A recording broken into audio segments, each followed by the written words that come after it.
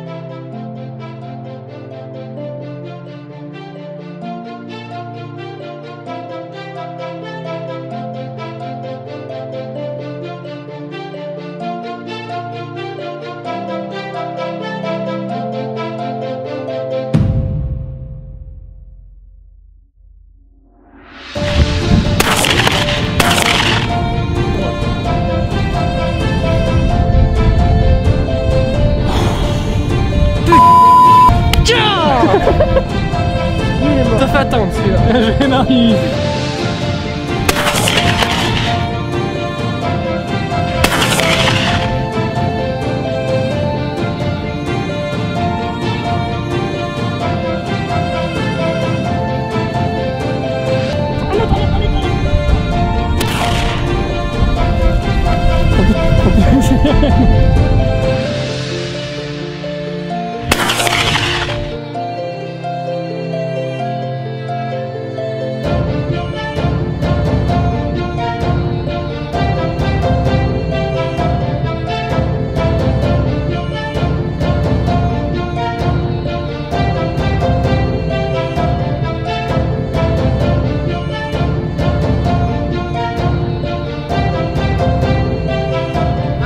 Ça fait plaisir, putain.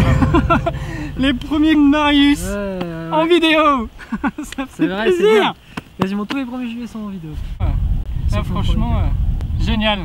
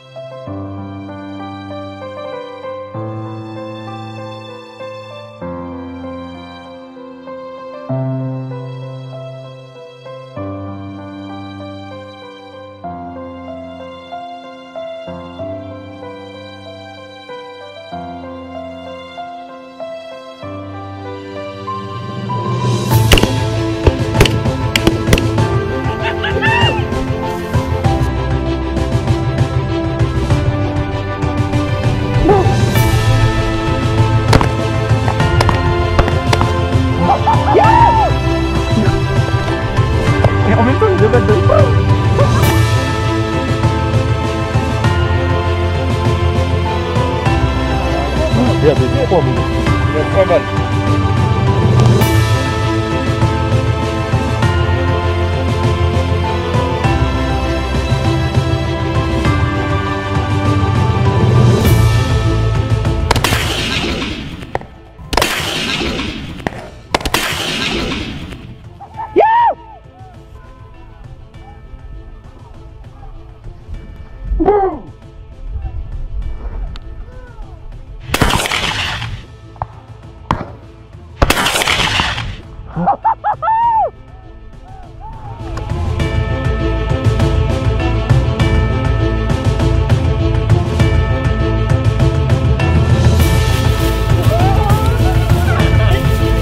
Qui est avec nous pour faire un câlin.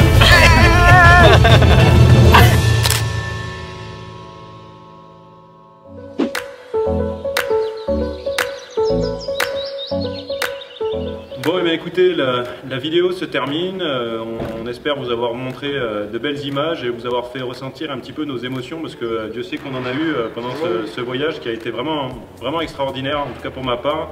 On fera un petit tour d'horizon de comment chacun a vécu ce voyage. Mais en priorité, on va remercier Caïs, qui a été vraiment extraordinaire. Très honnêtement, moi, j'ai jamais vécu ça en voyage, en termes d'accueil, nourriture, logement. On a été, voilà, c'était trop, c'était beaucoup trop. Et vraiment, on a été accueillis comme des rois. Donc, mille merci, Caïs. L'organisation, c'est pas facile. T'as beaucoup de bonhommes à gérer pour les trackers, pour la nourriture, pour toute la logistique. On a bien vu que tu t'es décarcassé pour nous faire tirer des sangliers, pour nous faire chasser, pour faire tuer le premier sanglier au chasseur des canards. Et puis voilà, donc vraiment mille merci. Et puis maintenant, si tu peux nous parler un petit peu de ta chasse, du séjour et de ta chasse, de comment fonctionne un petit peu la chasse ici en Tunisie, quoi. D'abord, je vous parle. Je suis Khaïs Dridi, je suis un organisateur de chasse touristique. On fait les chasses de sangliers et grives aussi avec un autre guide qui s'appelle Lazare Guide. C'est un ami à moi, on est ensemble, on travaille en collaboration. Oui. Donc Caïs, toi comment ça s'organise ici la chasse? Comment les gens peuvent venir, etc. Les saisons, comment tu organises ça sur les saisons de chasse commencent à partir, surtout le sanglier, à partir du 1er octobre jusqu'à fin janvier. Et après le 8 décembre, on a la chasse aux grives. C'est jusqu'à fin mars. Et pour l'organisation, ça dépend le séjour de chasse. Si le sanglier, on a 5 jours ou 6 jours par semaine, mais pour la grive, on a seulement 3 jours. D'accord, ok. Donc nous, par exemple, on a fait 3 jours, mais voilà, c'est un peu variable, etc. Ouais. Et on peut venir à combien de chasseurs ici en Tunisie? Pour la chasse touristique, toujours sanglier, c'est 12 personnes. Voilà, c'est ça. Donc c'est des petits groupes. L'avantage, c'est que c'est plutôt facile à organiser. On n'est pas trop nombreux, donc c'est aussi sympa, très convivial, et on passe vraiment un très bon moment. Je pense que vous le verrez dans les vidéos.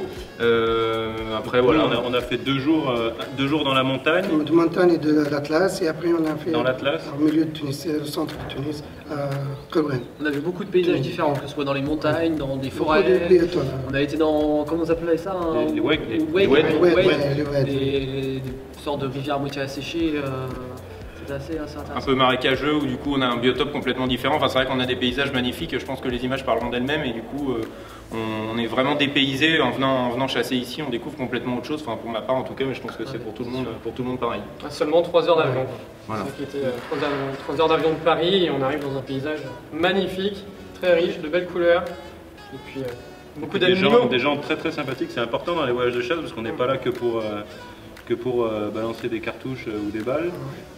Le seul truc qu'on parlait, c'était qu'ici seulement sont autorisés donc les fusils, donc on ne chasse pas avec la carabine.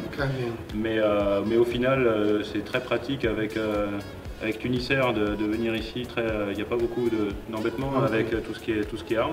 Et du coup, vraiment, ouais, moi ce qui m'a vraiment touché ici, c'était au-delà du cadre et de la chasse, c'était vraiment la sympathie des gens qui t'entourent, de ton équipe, et de la qualité d'accueil qui nous a fait passer vraiment un excellent séjour. On sent que voilà, les gens veulent faire plaisir et font tout pour qu'on réussisse, qu'on passe un super moment, et c'est vrai que ça fait très plaisir.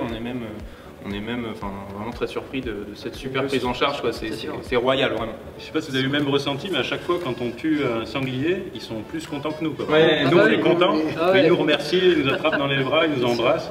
Et c'est un peu voilà, c'est le succès de leur travail, donc c'est pour ça aussi qu'ils sont vachement heureux de nous faire partager ça, quoi, de nous faire découvrir ça ici. On a rencontré de super belles personnes, donc un vrai régal et quelle hospitalité, franchement. Même le midi, hein, vous voyez, quand on mangeait là sur la table et tout ça, c'est super sympa, c'est convivial. Et franchement, non. À refaire. On reviendra peut-être. Soyez le bienvenu. Caïs, le mot de la fin, est-ce que tu as... On va mettre de toute façon tes coordonnées pour ceux qui sont intéressés pour revivre le même voyage. Et puis avec une bande de copains, il y a vraiment moyen de se poiler et de se créer des beaux souvenirs. C'est aussi ça, nous, qu'on fait tous ensemble. Et donc Caïs a été le premier à nous offrir cette opportunité de nous retrouver tous les quatre. Et ça, c'est un vrai plaisir. C'était vraiment quelque chose d'important pour nous, ce premier événement.